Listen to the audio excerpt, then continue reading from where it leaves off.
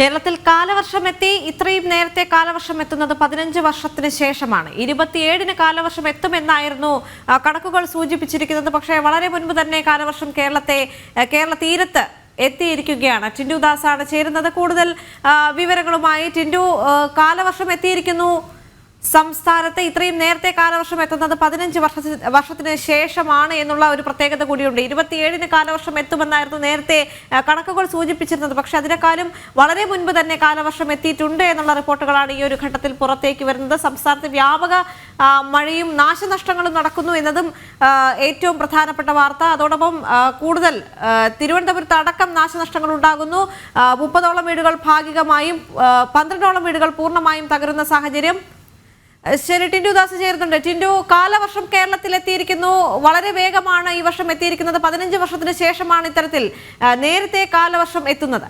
തീർച്ചയായിട്ടും ദേവി സൂചിപ്പിച്ചതുപോലെ തന്നെ സംസ്ഥാനത്ത് കാലവർഷം എത്തിയിരിക്കുന്നു. 15 വർഷങ്ങൾക്ക് ശേഷമാണ് ഇത്തരത്തിൽ കേരളത്തിൽ നേരത്തെ കാലവർഷം എത്തുന്നത്. നേരത്തെ IMDയിൽ നിന്ന് ലഭിച്ച വിവരത്തിനനുസരിച്ച് 16 മണിക്കൂറുകൾക്ക് മുമ്പേ കാലവർഷം എത്തുമെന്നാണ് പ്രവചനം. ഇന്നിപ്പോൾ അതിലും നേരത്തെ കാലവർഷം കേരളത്തിൽ എത്തിയിരിക്കുന്നു എന്ന വാർത്തകളാണ് പുറത്തു വരുന്നത്.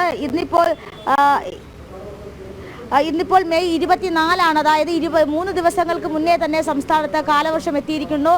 16 മണിക്കൂറുകൾക്ക് മുന്നേ കാലവർഷം എത്തുമെന്നാണ് പ്രവചനമെങ്കിലും പ്രവചനത്തിന് അതീതമായിട്ട് നേരത്തെ മൺസൂൺ ലഭിക്കുന്ന ഒരു സാഹചര്യം വന്നിരിക്കുന്നു. സംസ്ഥാനത്ത് ഈ വർഷം അതിതീവ്രമായിട്ടുള്ള മഴയ്ക്ക് പുറമെ ആവശ്യമായിട്ടുള്ള മഴ ലഭ്യമാകുമെന്നുള്ളൊരു വാർത്ത തന്നെയാണ് ഈ ഘട്ടത്തിൽ പുറത്തു വരുന്നത്. കഴിഞ്ഞ 2 ദിവസം നിർത്താതെ സംസ്ഥാനത്ത് അതിശക്തമായിട്ടുള്ള മഴ തന്നെയാണ് ലഭിച്ചിട്ടുള്ളത്. 114 mm മുതൽ 224 mm വരെയുള്ള അതിതീവ്ര മഴ ലഭിക്കാനുള്ള സാധ്യതയുണ്ട്. ഒറ്റപ്പെട്ട ഇടങ്ങളിലെ ശക്തമായ മഴയല്ല, തുടർച്ചയായ സമയങ്ങളിൽ തുടർച്ചയായി ലഭിക്കുന്ന മഴയാണ് ഒരുപക്ഷെ സംസ്ഥാനത്ത് ഈ വർഷം മൺസൂണിൽ ലഭിക്കുന്നത് എന്ന് നമുക്ക് മനസ്സിലാക്കാൻ സാധിക്കുന്നു. എന്തായാലും സംസ്ഥാനത്ത് മൺസൂൺ നേരത്തെ എത്തി. 3 ദിവസങ്ങൾക്ക് മുന്നെയാണ് മൺസൂൺ എത്തിയത്. 15 വർഷങ്ങൾക്ക് ശേഷമുള്ള പ്രതിഭാസം കേരളത്തിൽ വീണ്ടും ആവർത്തിക്കപ്പെടുകയാണ്. ഈ വർഷം ശരിയായ രീതിയിലുള്ള മഴ ലഭ്യമാകുമെന്ന് പ്രതീക്ഷിക്കുന്നുണ്ട്. അതോടൊപ്പം തന്നെ ദുരന്ത നിവാരണ അതോറിറ്റിയിൽ നിന്നുള്ള മുൻകരുതലുകൾ ജനങ്ങൾ പാലിക്കണം. കാരണം മഴ ലഭിക്കുന്നത് തുടർച്ചയായ സമയങ്ങളിൽ ലഭിക്കുന്ന മഴയാണ്. മണ്ണിടിച്ചിൽ, വെള്ളപ്പൊക്കം, ഉരുൾപൊട്ടൽ തുടങ്ങിയ പ്രകൃതി പ്രതിഭാസങ്ങൾക്ക് സാധ്യത കൂടുതലായിട്ട് മുന്നിൽ കാണുന്നുണ്ട്. അതുകൊണ്ട് തന്നെയാണ്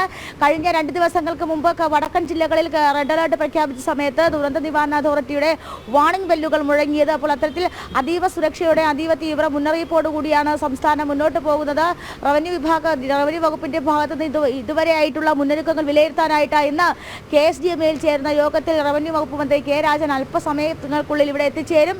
തിരുവനന്തപുരം ജില്ലയിലാണ് ഏറ്റവും കൂടുതൽ മഴക്കെടുതികൾ സംഭവിച്ചിട്ടുള്ളത്. ജില്ലയിൽ ഏതാണ്ട് 12 വീടുകൾ ഭാഗികമായിട്ട് തകർന്നിട്ടുണ്ട്. അതോടൊപ്പം തന്നെ അരുവിക്കര ഡാമിൻ്റെ 5 ഷട്ടറുകൾ തുറന്നു വിട്ടിട്ടുണ്ട്. ഡാമിൻ്റെ റിസർവോയറിൻ്റെ ഭാഗത്ത് താമസിക്കുന്ന ജനങ്ങൾ, അതോടൊപ്പം തന്നെ ഡാമിൻ്റെ റിസർവോയറിൻ്റെ ഭാഗവുമായി വരുന്ന ജനസമൂഹങ്ങളൊക്കെ മാറി താമസിക്കാനുള്ള നിർദ്ദേശങ്ങൾ നൽകുകയാണെങ്കിൽ സമയബന്ധിതമായിട്ട് മാറി താമസിക്കണമെന്ന് അറിയിച്ചിട്ടുണ്ട്.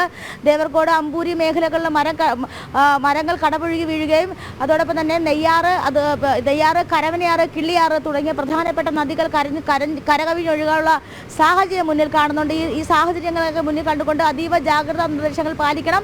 സംസ്ഥാനത്ത് മൺസൂൺ നേരത്തെ എത്തുകയാണ്. 15 വർഷങ്ങൾക്ക് ശേഷമുള്ള പ്രതിഭാസം മൺസൂൺ എത്തിയിട്ടുണ്ട്. 3 ദിവസങ്ങൾക്ക് മുന്നെയാണ് സംസ്ഥാനത്ത് കാലവർഷം ശക്തി പ്രാപിക്കുന്നത്. ദേവിക, സംസ്ഥാനത്ത് വ്യാപക മഴയാണ്. പക്ഷെ തലസ്ഥാനത്ത് എവിടെ നോക്കിയാലും വെള്ളക്കെട്ടുകൾ രൂപപ്പെടുന്ന ഒരു സാഹചര്യമുണ്ട്.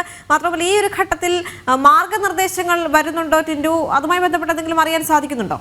ബന്ധപ്പെട്ട് നമുക്ക് പറയാൻ സാധിക്കുന്നത് ഇന്ന് വൈകുന്നേരം 5 മണിക്ക് തിരുവനന്തപുരം ജില്ലയിലെ ജനപ്രതിനിധികളെയും അതോടൊപ്പം തന്നെ MLA-മാരെയും മന്ത്രിമാരെയും ചേർത്തുകൊണ്ട് സർവകക്ഷി യോഗം അല്ലെങ്കിൽ ഒരു യോഗം ചേരുന്നുണ്ട്. ഈ യോഗത്തിൽ ഈ മഴക്കെടുതിയുമായി വരാൻ സാധിക്കുന്ന ദുരന്തങ്ങളുടെ മുന്നറിയിപ്പുകൾ, അതുമായി ബന്ധപ്പെട്ടുള്ള ചർച്ചകൾ ഇന്നുണ്ടാകുമെന്നാണ് സാധിക്കുന്നത്. ഇന്ന് വൈകുന്നേരം സെക്രട്ടേറിയറ്റ് അനക്സ് 1 വെച്ച് കൈരളി ഹാളിൽ വെച്ചിട്ടാണ് ഇത്തരത്തിലൊരു യോഗം സംഘടിപ്പിച്ചിട്ടുള്ളത്. ഈ യോഗത്തിൽ വരും ദിവസങ്ങളിൽ അല്ലെങ്കിൽ മഴ ശക്തമാകുന്ന സാഹചര്യത്തിൽ എങ്ങനെയാണ് തിരുവനന്തപുരം ജില്ലയിലെ മഴക്കെടുതികൾ, വെള്ളപ്പൊക്കങ്ങൾ തുടങ്ങിയ സംഭവ വികാസങ്ങൾക്കൊക്കെ പ്രതിവിധി കാണാൻ സാധിക്കുക എന്ന തരത്തിലുള്ള യോഗമാണ് ചേരുന്നത്.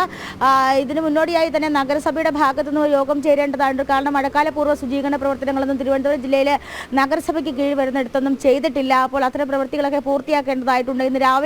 ഇന്നലെ ഇന്നുമായി പെയ്ത മഴയിൽ തിരുവനന്തപുരത്ത് വഞ്ചൂര്, ചാക്ക, പേട്ട, പള്ളിമുക്ക് തുടങ്ങിയ ഭാഗങ്ങളൊക്കെ, താഴ്ന്ന ഭാഗങ്ങളൊക്കെ പൂർണ്ണമായും വെള്ളത്തിന് നേരിടാനിടയിലായി. അപ്പോൾ ആ ഒരു സാഹചര്യം നിലനിൽക്കുന്നത് കൊണ്ട് തന്നെ ഇത്തരത്തിൽ എന്ത് പ്രശ്നപരിഹാരം കണ്ട ഈ നഗരപ്രദേശങ്ങളിൽ ഇത്തരം വെള്ളപ്പൊക്കലുമായി ബന്ധപ്പെട്ട് നഗരസഭയ്ക്ക് കീഴിലുള്ള പ്രശ്നപരിഹാരത്തിന് വേണ്ടിയിട്ടും അടിയന്തരമായിട്ടുള്ള യോഗം ചേരേണ്ടതായിട്ടുണ്ട്. അപ്പോൾ തിരുവനന്തപുരം ജില്ലയിലാണ് നാശനഷ്ടങ്ങൾ സംഭവിച്ചിട്ടുള്ളത്. 2 ദിവസമായി മിക്കയിടങ്ങളും വൈദ്യുതി പൂർണ്ണമായും ഭാഗികമായിട്ടൊക്കെ വിച്ഛേദിക്കപ്പെട്ടിരിക്കുകയാണ്. അതോടൊപ്പം തന്നെ മരങ്ങൾ കടപുഴകി വീണ ഗതാഗതം തടസ്സപ്പെട്ടിട്ടുണ്ട്. ഗതാഗതം പുനഃസ്ഥാപിക്കാനുള്ള പ്രവർത്തനങ്ങളൊക്കെ ചെയ്തുകൊണ്ടിരിക്കുകയാണ്. വിവിധ ഫയർ യൂണിറ്റുകൾ 100-ലധികം കോളുകളാണ് ഓരോ റെസ്ക്യൂ പ്രവർത്തനങ്ങൾക്കായിട്ടും എത്തുന്നത്. അപ്പോൾ കൂടുതൽ മുന്നൊരുക്കങ്ങൾ സ്വീകരിക്കേണ്ടതായിട്ടുണ്ട്. ഈ മുന്നൊരുക്കങ്ങൾ സ്വീകരിക്കുന്നതിന് വേണ്ടി വിവിധ തലങ്ങളിലെ യോഗങ്ങൾ ചേരുമെന്ന് നമുക്കറിയാൻ സാധിക്കുന്നുണ്ട്. ദേവിക.